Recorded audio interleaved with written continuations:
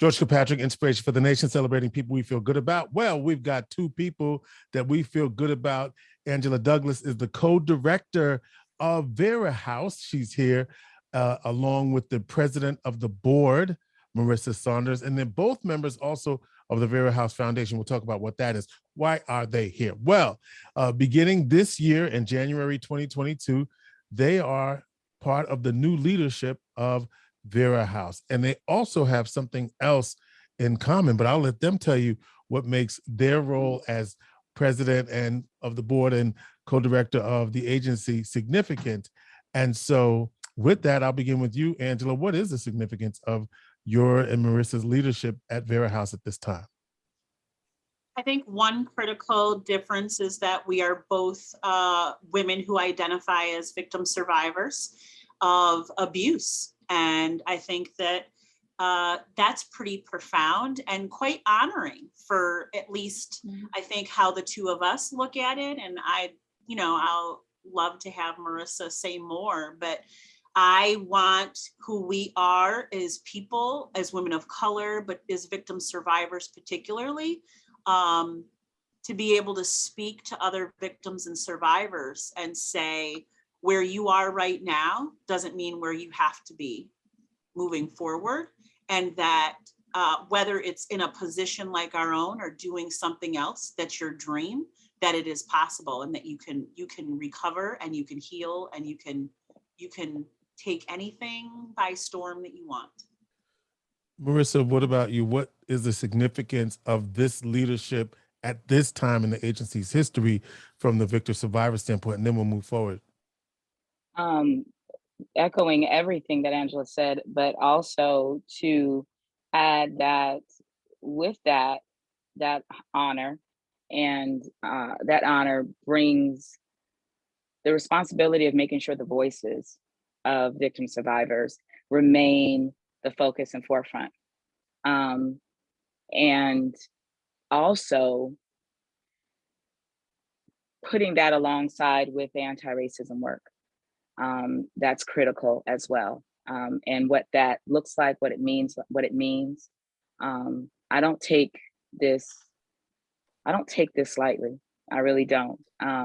Like Angela said, this can be something that a victim survivor can look towards. I never would have, this was not a part of anything that I thought I would ever be able to do. And yet here I am. Yeah. And yet here I am. Yeah, there's something about that. I think I say the word courage, right? And I know when we say courage, that means that could be loaded for some people, right? Because but what I'm saying I'm looking at the two of you and having come through the journeys that you've come to, look where you are, right? And I think there's something to that. And I don't know what the words are for that, but for me, it's like, even though I went through one of the most horrible experiences more than one time in my life, I can still do this. And what that says to others who might feel like I can't do anything, right? Now, look at the two of you. What does that say? And am I articulating it in the way that you understand what I'm saying? For me, it's not even about that I am doing it, but it's okay to even dream it, to think about it, to do it. It's okay. It really is. It's okay. I'm not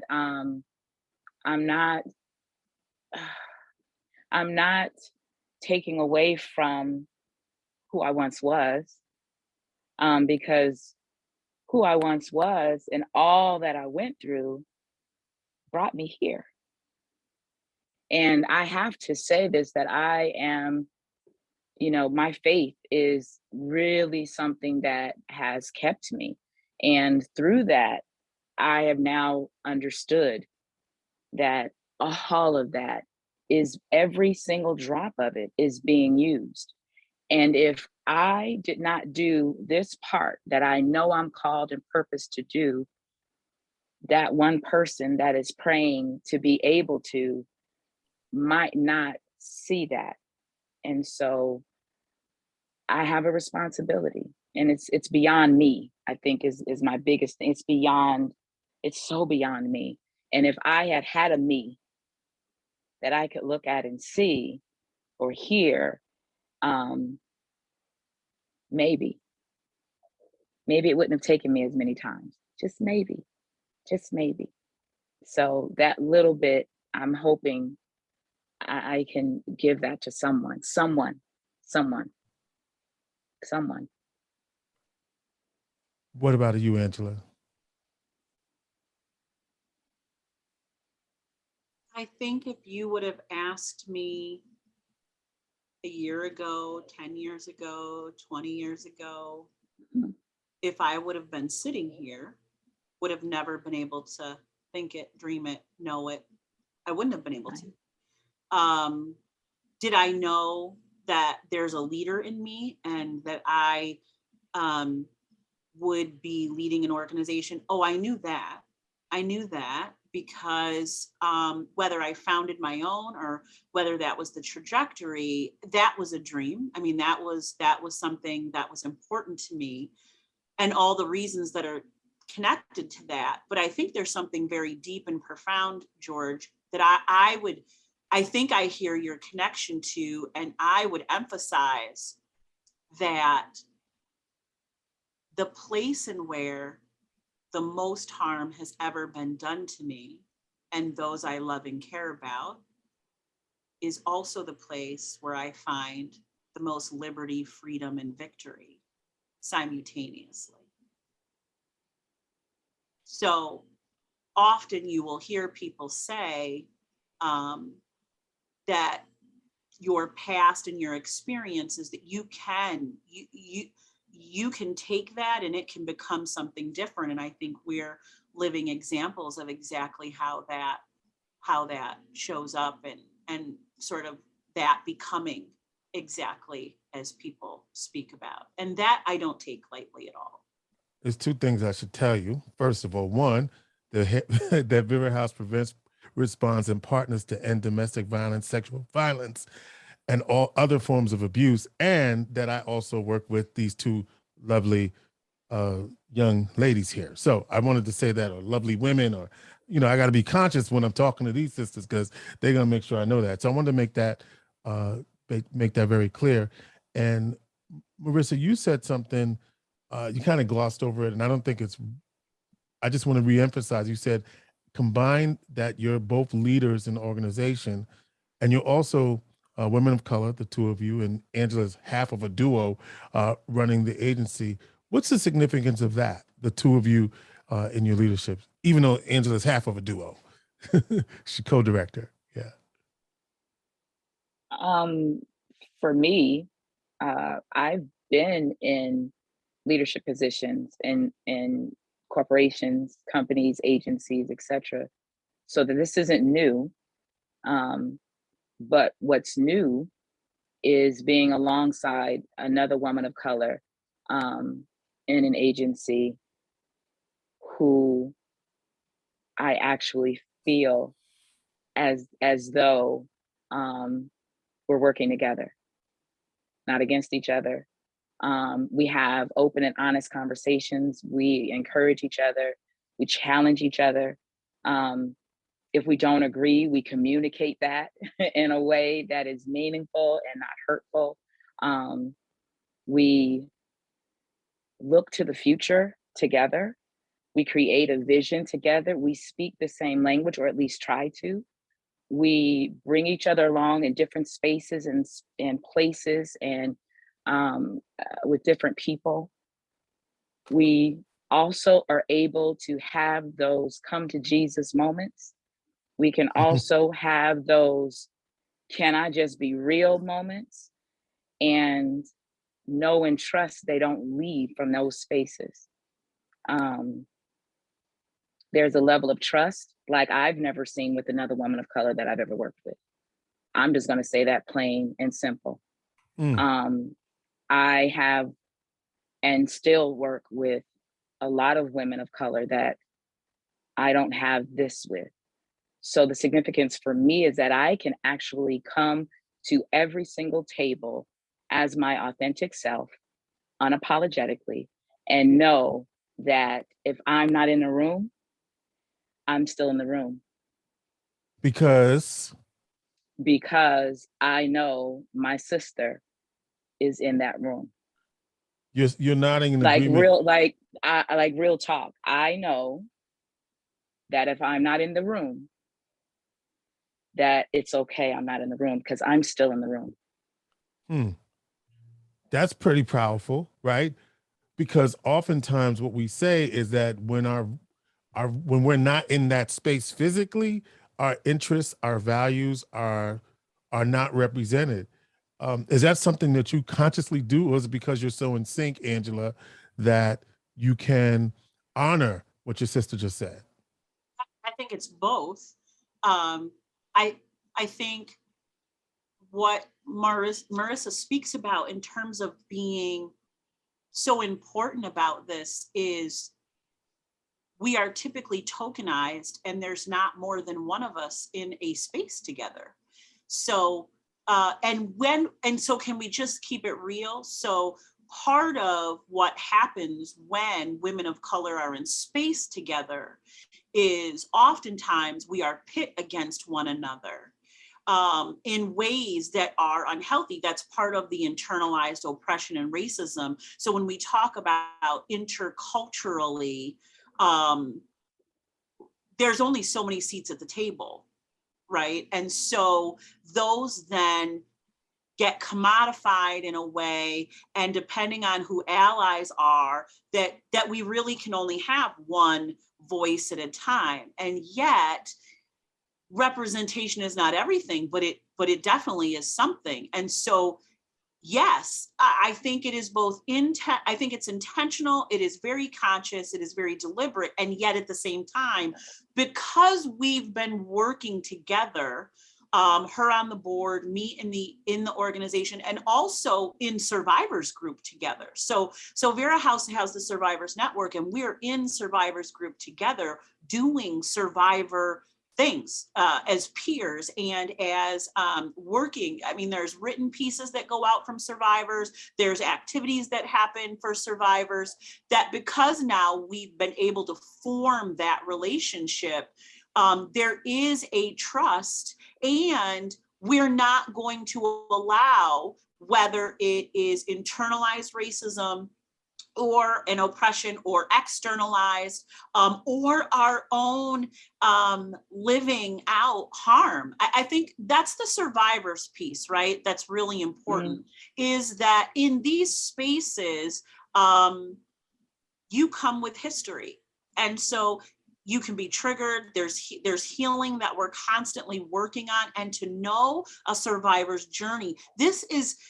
We get to live out our intersectionality, which means we have so much in common, and yet we have so much that's different, which means we actually can give voice to different things. But when we're really listening and we're sharing space together and we're honoring that, there should be no worry that one of us is going to act or speak without considering the others. And the others are not just each other, but it goes beyond us. And that's, I think, the level of responsibility. So what do we have to look forward to? What does the agency Vera House, as an agency that meets people who are in emergency situations, right? They're in trauma. They've been a victim of some sort of domestic violence, sexual assault, or other form of abuse, and so now here we are, 2022. What is the agency looking forward to? Marissa, when you accepted this presidency, you said, "Are they ready? What do we have to get ready for?" I think I said it early on that I come unapologetically and so authentically myself. I bring my survivor story to the table every time I'm at the table, and I bring my truth. So when I say, are they ready? Are they ready for the uncomfortable conversations, the direct conversations, the conversations that call for accountability, from everyone, even our people of color. It is that putting things out there that need to really be out there, and really gauging the truth, gauging it, and making sure that the work does not just sit on my shoulders or just Angela's shoulders or others that look like us, but that we are creating and developing and partnering with, I think is the way that I would like to look at it, others. And they take ownership, accountability, responsibility to lead the conversations with each other, and allow us the space to not have to all of the time. Which leads me to, you talked about in your talk earlier, you talked about anti-racism work that the agency is doing. Now, when an agency first, I don't want to say first started doing the work, but when the agency was direct in its approach to the work, there certainly was a fallout from some staff. There was some fallout from members of the board, members of the foundation. And so how is it now with that work in terms of where the agency is? Well, And, yeah. I'll just kind of talk about the board and the foundation. What's come out of all of that is that they're now working together. Mhm. There's transparency, there's more of a partnership and collaboration Than ever before. Now, can you explain what the than ever foundation before. is? What is the foundation? So Angela, you want to go talk about the foundation and then the agency piece as well? Because I like when she talks about the foundation. Sure. So the foundation is a separately incorporated entity that ultimately works for our financial sustainability. And so there is an endowment that currently exists. And so that organization, which is a part of Vera House, works over the year through a couple events. Our gala is one of those, to raise funds to increase the endowment and our financial sustainability. But let's talk about that in the ways of talking about anti-racism. So the organization of the foundation has raised a certain amount of money, but how that money gets used, what it's used for, and then how it's grown. So it's in its current state. We have now added trustees that get the anti-racism work in alignment with the board and in alignment with the organization. So now the vision of how that money comes to fruition and then how it is used now is in alignment, right, with the organization. Whereas before it was much more about raising it and creating the endowment. But like most nonprofits, it really was centered around just ensuring that for a rainy day, we had it. Vera House has this year, for the first time in history, after being 43 years of a financially sound institution, voted in a little under $500,000 deficit.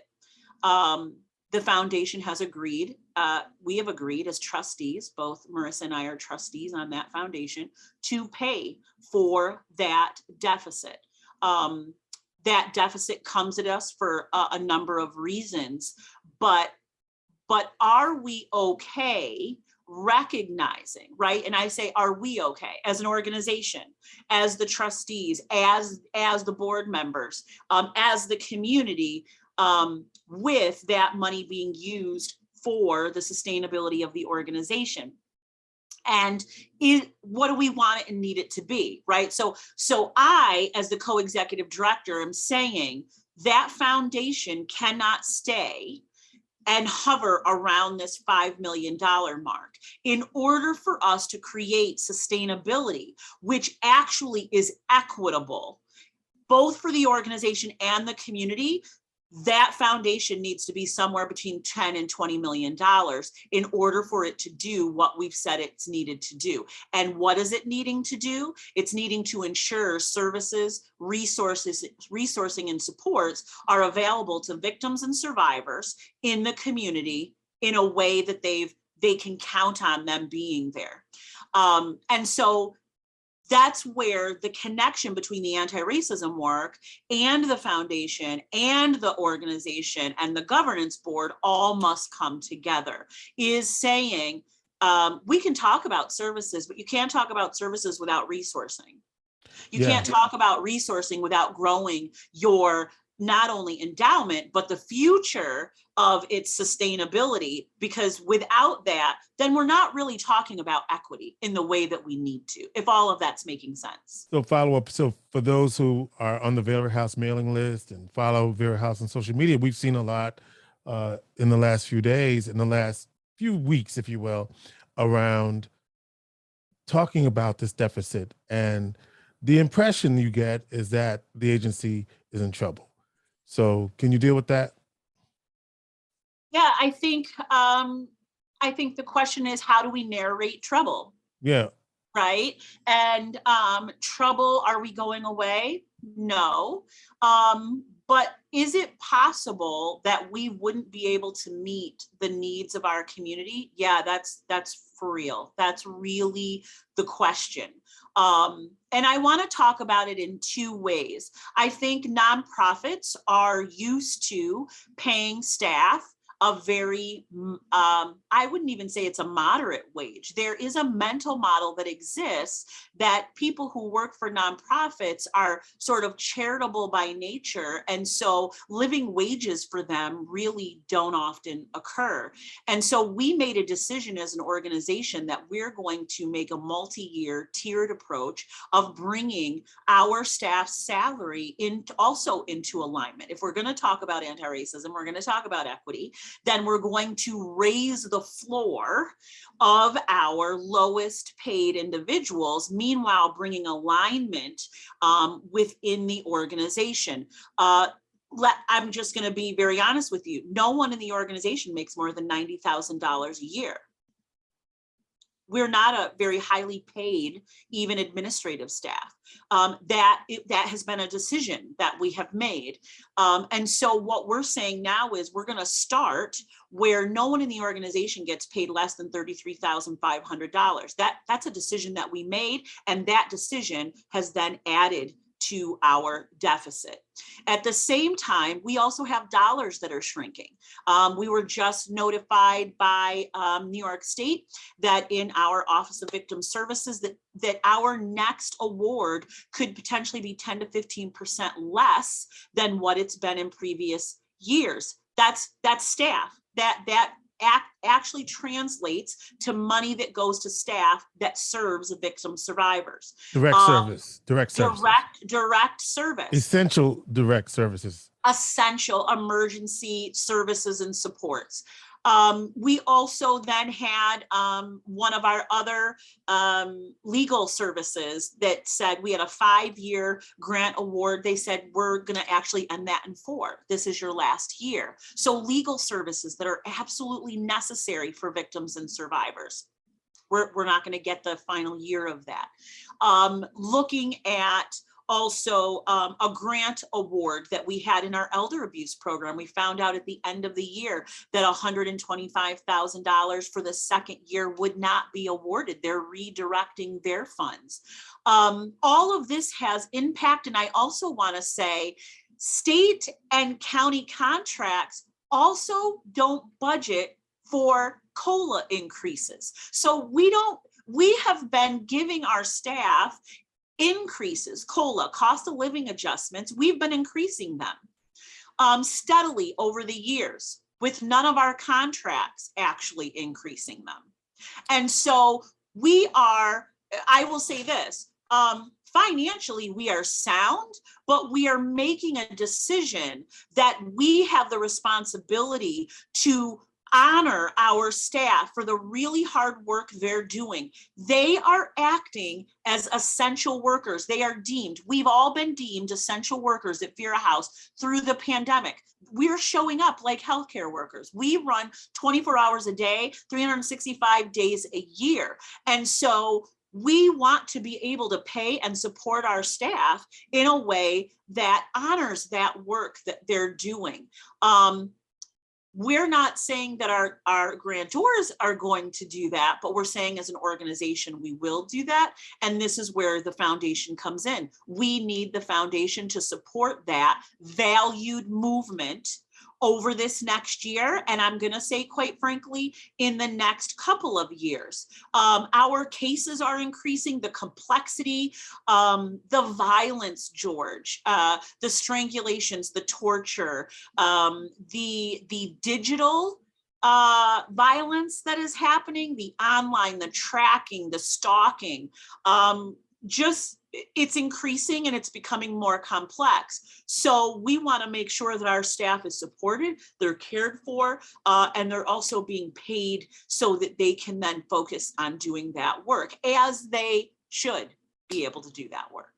Angela Douglas, co-director, Vera House. Marissa Saunders, president of the board at Vera House. By the way, since you talked about emergency and direct services, perfect time to give the hotline number, the support line number. What's that number? I'll let you do it this time, Angela.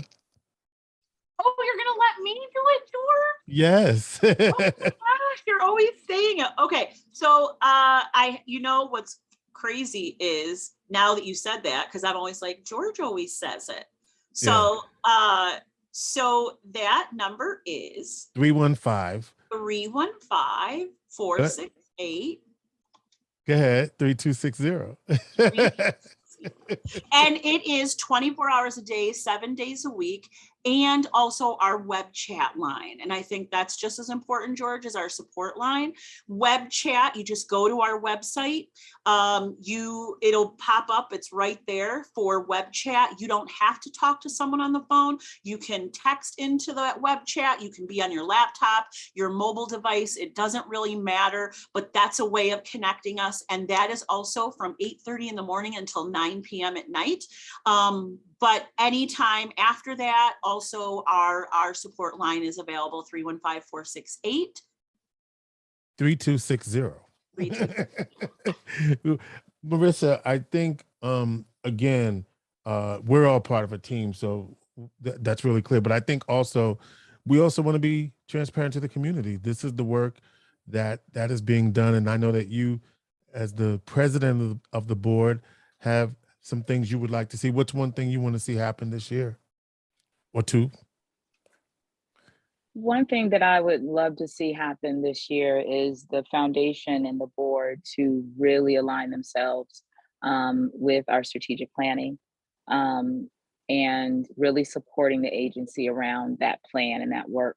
And seeing our board become real ambassadors for Vera House that will network to bring in new funding, new folks donating and wanting to sponsor our events. I think we have an amazing board. We've always had an amazing board. And I think this work that we're doing together with the foundation, I need to say that the foundation and the board are working so closely together. We had our board and foundation joint retreat in 2021, and in 2020 the board had a retreat, and both retreats were focused on our anti-racism work and really aligning ourselves and making sure that we understand the vision of the agency and that we can go out wherever we are and talk about the agency, talk about the work, talk about that direct service work, talk about our gala, talk about the White Ribbon campaign, but really being true ambassadors. And another goal I have with the board specifically is to ensure we are developing and creating allies, true allies and accomplices, true allies and accomplices. There's a difference? Yes. Lord. Wow. I mean, I want we you got, know, you know what? See, we're in the room and we all know what that means, but like, what does it mean for real when you say allies and what's the difference? I think you should sign up for a Vera House presentation workshop, and we will be happy to talk to you all about it. There you go. So you are doing anti-racism workshops as well? Yes. Yeah. So I don't think we thought we would be doing that either, but our experience, we never say we've arrived, right? So anti-racism work isn't just like go ahead and revamp your policies and put your statement up on your website and then hire either a chief diversity officer or someone in that role. It's really about unearthing, dissecting, deconstructing what that looks like, racism in your organization. And let me can I just interject something real quick and then you can continue. Yeah. But I want to say it's beyond the DEI statement that you place on your website or Correct. You place on your company brochure Correct. And don't do anything about it. And we also are in a time, you know, we had the Martin Luther King Jr. holiday this week. And one of the things that the King family said is that don't honor my dad on this day, not don't honor. If you're not going to pass the Voting Rights Act, in other words, faith without works is dead. We got work to do. Don't stand there and talk about how great King is and then don't do the work. The context for me interjecting that is you've got companies who talk about honoring and believing in, but it doesn't show up in anything that the organization does. It's, what's the word we love to use? It's performative. And so I think what you're saying is, what I'm hearing you say is that you're helping organizations go beyond performative work and actually do it. And it's not easy to do. And people don't really want to do it. I'm just going to say so. That's the point, George, is the real work of that is painful. It is messy, and yet it is absolutely amazing and beautiful to watch that happen. If you participate in it, yeah. Well, you can't just participate in it, you got to lead it. Right. So leaders can't be disconnected from the work. You can't put it in someone else's lap to do it. You, as the leaders of the organization, actually have to do it, because it really also is about your own power. Right? You can't address racism if you're not addressing power structures in the organization. And often people automatically think, oh, you're just asking me to give up power. No, I'm asking you to live in your power. I'm asking you to reflect on it. And I'm actually asking you to assess it and figure out how it's being used in the organization. And is it harming people, or is it actually advancing the work that you want to do? I had a staff member actually say to me at one point, when I first came into the organization, you know, you've got a lot of power. Mm-hmm. And I have been trained, right? I've been assimilated to reject power, to ignore it, that it is bad. And what I have found in my healing, and as a victim survivor and doing the work of healing, racial healing around internalized racism, is that I actually want power. And it's good to have power. But do I have the ethics and the values to steward my power? And I had to look at that person and say, I absolutely do. I've earned it. I've worked hard for it. So the question is, how are you going to use and leverage my power to advance your program and the work that we need to be doing in this organization? That's the question. That's anti-racism work, right? So we don't say we've come and we've arrived. What we're saying is we want to partner with other organizations so that we can then begin to do the work together. We can cross collaborate. And Marissa, she has her own consulting business, what I'll let you talk to them about in doing this work, but we get to do it together in this organization and apply it. So it just isn't theoretical, and it isn't about a dream of what it could be. It's about the rolling up of the sleeves and actually making it to happen, bring it to pass. And let's be clear, it's not just with the agency, but it's throughout. It's the work is being done is within the foundation. It's within the board as well. So much so that, they're taking the work back to their own businesses. They're taking the work back to their clients. They're taking the work back to their, with their other boards that they're on. They're standing up and talking about it and having these conversations. So when we talk about allies and accomplices, that's what it looks like. But for me, I simplify accomplice. Accomplice for me is someone who's willing to go in and infiltrate. Okay. Someone Right. who's willing to take their privilege and their power and infiltrate the systems and best practices that are oppressive and harmful to those that are not So being served. So said another way, if it's not you and Angela at the table, that they would then have the ability to advocate, even if you too weren't at the table, Exactly. representing Exactly. marginalized voices that often don't get a Exactly. chance. Well, I would say, what do you need from the community? What do you, because, just to reiterate, what do you need from us?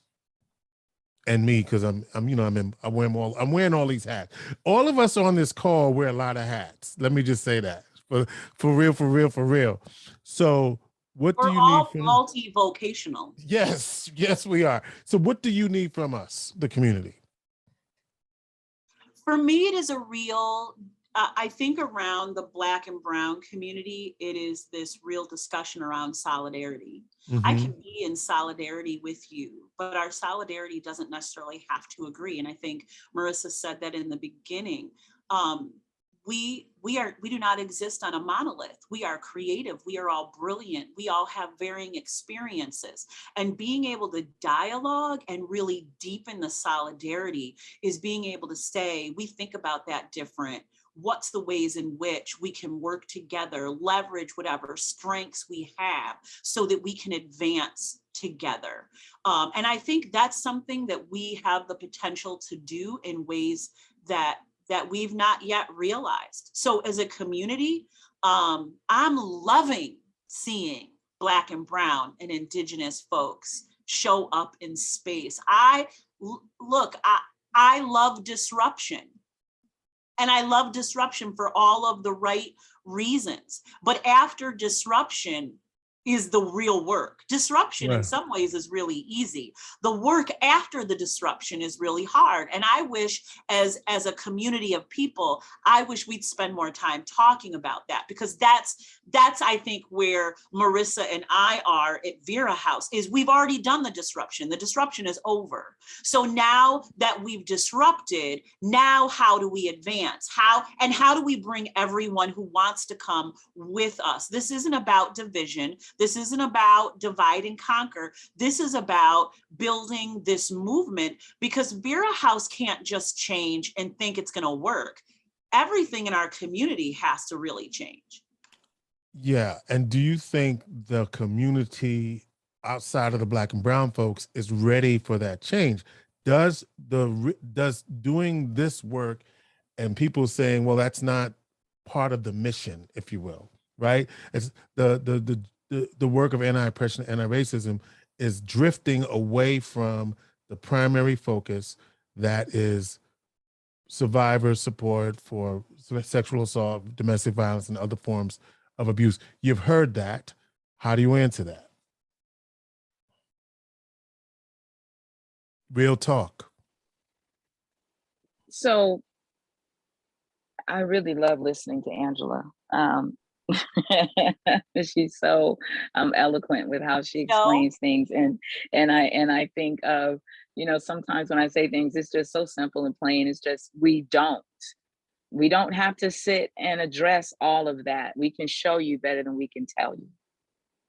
And just as, like you said, this organization has been around 40 plus years. So it took 40 plus years to get to where, right? To whatever it is that people don't like, that people don't agree with, that people don't think we're doing correctly. Where do you get perfection in any agency, in any organization, in any company, anywhere here on earth? Nowhere. So for me, as the board, president of the board, I'm not looking or claiming to say that Vera House is looking to be perfect. What we are willing to do is pivot when we need to, right? Continue to give services. However, what we are challenging all of us, including the community, is do it and give it and provide it in a way that's meaningful, that is supportive, that is providing what the person or people or individuals need right where they are. And that's all that we can do. And what we ask of the community is be a part of it or not. Be a part of it or not. The role of the board is to be the ambassadors to bring those who want to.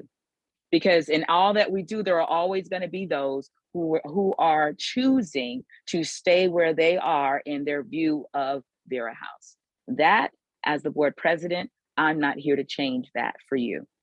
That has to be your choice. The only thing I can do is make sure that the board that I'm leading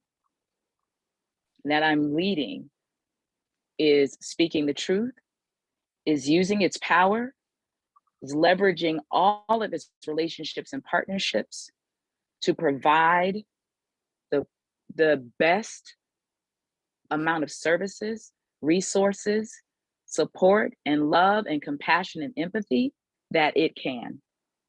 And that's what I'm here to do. And so, and you also want them to write the check too, I think, right? I mean, we want the money, honey. you want them to write the check too, right? Because the money, so I know we all are people of faith, right? Where your money is, your heart is also. So you can't claim that you really care about people suffering if your money isn't going to support people, to bring them all that they need. So not only so that it's just suffering that's alleviated, right? It's like, I did a lot of poverty work, and it was just like, we want to alleviate poverty. That's not solving the challenges and the systems, right? You can't talk about MLK and talk about all the work he did, even around poverty, right? It isn't about alleviating it. We're not talking about alleviating suffering. We're talking about healing. So is it okay?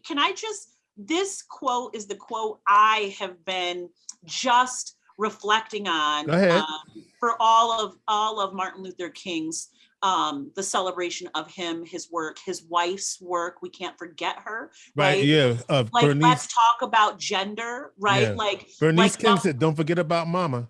Don't forget about her. She's a significant woman in history. In many ways, kept the dream alive. Correct. Right. She said. Not in many ways. She kept the dream alive. Let's not say in many ways. Right. She birthed the continuation and the legacy of that, not just out of her womb, but in her everyday living, right? What's your quote? So here's my quote. It's important. So, and I think it correlates, and it brings the beauty of what Marissa's saying. As my sufferings mounted, I soon realized that there were two ways in which I could respond to my situation. Either react with bitterness or seek to transform the suffering into a creative force. I decided to follow the latter course. Martin Luther King Jr. I think that's what Vera House is all about. Transforming the suffering into a creative force. Imagine what our community would be like when people aren't having to live in trauma, be traumatized, and then deal with the impacts, the consequences, and the effects of trauma that they've had to live in. Imagine how many bodies, people, and souls would be free to contribute, to live, to be creative, to build, to do all kinds of things. Think about how many children would have a very different life than they're having right now in our community if we just made a decision to transform the suffering. Well, if we did that, you know what we would have? What? A world free of violence and abuse. Angela Douglas is the co-director of Vera House And Marissa Saunders is the president of the Vera House Board, verahouse.org for more information about program services and presentations. And the support line number is 315-468. What's the rest? 3260. Thank you very much. 315-468-3260. We want you to know that that support line is available to you right now. And also the web chat, 8 a.m. to 9 p.m. Eastern. You can also go online and chat with someone who's there to support you, and not only support you in that way, so many other ways. So with that, go ahead, I would Angela. say one last thing. Yes. You may not be able to give money, but if you can give time, we are looking for volunteers. Yeah. And there's a lot of opportunity for that. 425-0818. Actually, no, what you got to do is go to verahouse.org and then, just go online and you can fill out a volunteer screening and they'll get back to you. So check that's out how you do our Facebook page, our Instagram posts, our Twitter posts. It's all there. Just search for Vera House and all of that will come up and there will be a link to take you there. Thank you, Angela and Marissa. Thank you, George. Inspiration for the nation.